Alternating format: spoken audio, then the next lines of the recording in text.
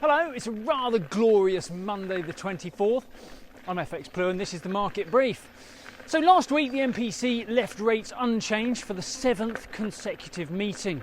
The vote was 7-2 again, with Swati Dhingra and Dave Ramsden both voting to cut, but 3 other votes were balanced on a knife edge because inflation has dropped to 2%, down to their target in May.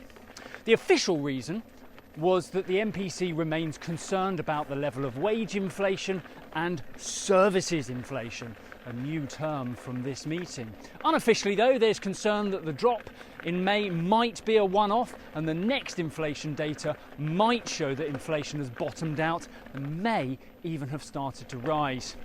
We have GDP data due out this week. Forecast is for a 0.6% rise quarter on quarter, driving a 0.2% rise year on year. Fairly uninspiring, and we don't expect much of a market reaction from that.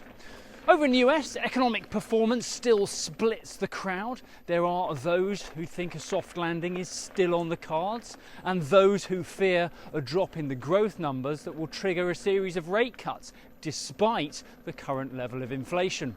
Where growth dropped from 3.4% in Q4 last year to 1.3% in Q1, it rang alarm bells for many analysts, but the Fed remains unconcerned, wanting to leave rates unchanged for as long as possible to bring inflation down. We'll have an update to inflation this week. Personal consumption expenditure is expected to be unchanged at 3.6%.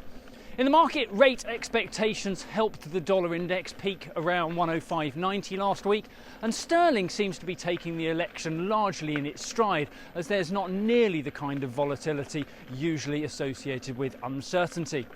This week we kick off around 126.50 against the dollar, 118.15 against the euro, and euro dollar is around 107.05 on the open this morning.